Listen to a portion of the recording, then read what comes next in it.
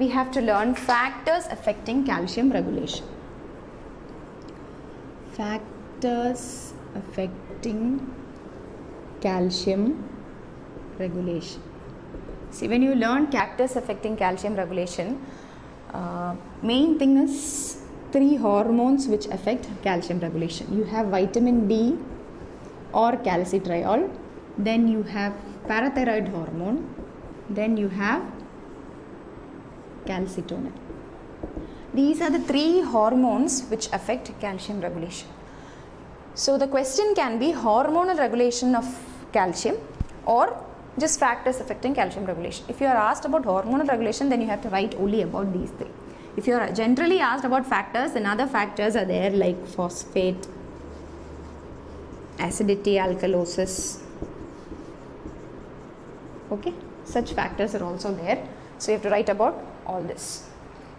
Hormonal regulation means only these 3. So first we will see action of vitamin D. Vitamin D or calcitriol, it has got action in 3 major sites. It acts on intestine, it acts on bone, and it acts on kidney. So the major action of vitamin D or calcitriol, how does it help in regulating calcium level? It always tries to increase calcium level in blood. So what we are learning here is factors affecting calcium regulation. The calcium level should be maintained within 9 to 11 milligrams per deciliter.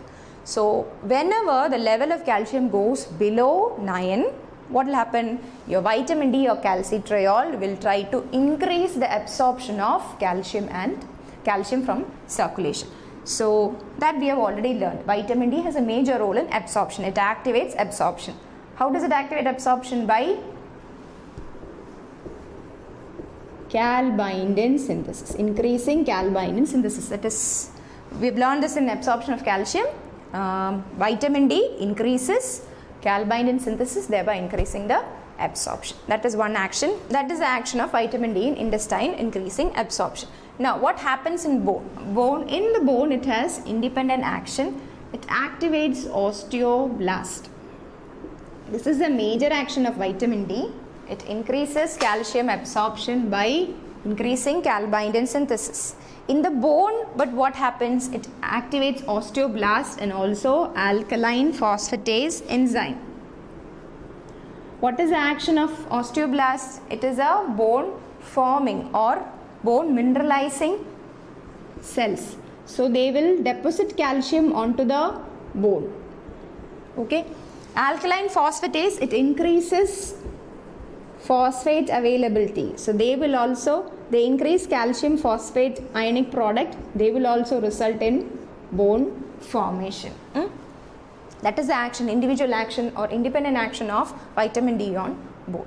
Now what is the action of vitamin D in kidney? Kidney, what happens is that it prevents the loss of calcium through urine, or it causes reabsorption of calcium. In effect, it sees that calcium is not lost through urine. That is the action of vitamin D in kidney. So by all this action, intestine and kidney, it helps in increasing the calcium level. Second hormone is parathyroid hormone, produced from parathyroid glands above your thyroid. Now this PTH hormone is also having action of calcium. It increases calcium concentration. PTH also increases calcium concentration in blood. It also has 3 levels of action in the intestine, in bone, and in kidney. Kidney, it has got similar action. It prevents loss and increases phosphate excretion, thereby inhibiting calcium loss, causing reabsorption of calcium. Now, the major action of your PTH is in the bones.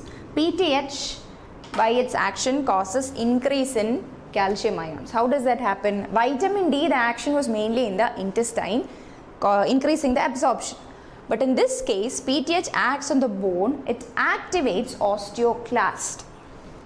It activates osteoclast. What do you mean by osteoclast? Osteoclast actually causes demineralization of your bone. So what will happen? From the bone, your calcium is removed onto the circulation. Okay? So your calcium ions are made available in circulation. But this occurs from the bone. Okay? So by the action of PTH, that is a little bit risky because it is demineralization. Calcium is being removed from your bone.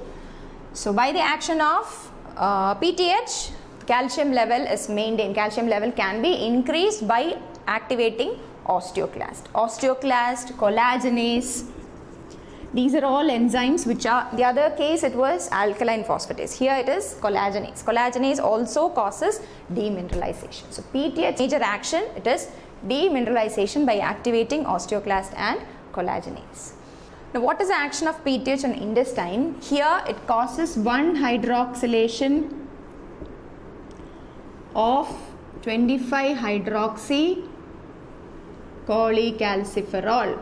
That means it helps in the formation of vitamin D, because vitamin D actually causes increased absorption of calcium in the intestine. So PTH favors hydroxylation of 25-hydroxycholecalciferol in order to form vitamin D, which will further increase the absorption of calcium. So this is the action of PTH. In total, it helps in increasing calcium concentration. Third one is calcitonin, produced by parafollicular cells of your thyroid. So what is the action of calcitonin? Calcitonin actually decreases blood calcium level. Okay? So any condition where the blood calcium level goes beyond 11 milligram per deciliter, then your calcitonin comes into action, decreases and brings it back to 9 to 11 milligrams per deciliter. So now, how does it act? It acts by activating osteoblast cells. So osteoblasts when activated, what will happen? From the circulation, the calcium ions are taken onto bone. So it causes bone formation or mineralization. The excess calcium is used up to mineralize your bones. Okay, so calcium gets deposited in the bone by the action of calcitonin. So that in blood level the calcium is reduced, it is removed and used for bone formation.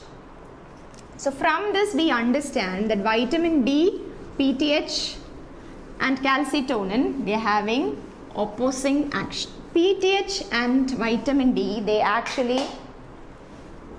vitamin D and PTH increases calcium concentration. This is in, whereas your calcitonin helps in decreasing calcium concentration.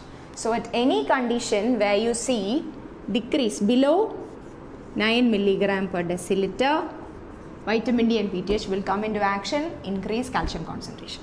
Any condition where you see more amount of calcium, more than 11 milligram per deciliter, calcitonin will come into action, thereby decreasing calcium concentration.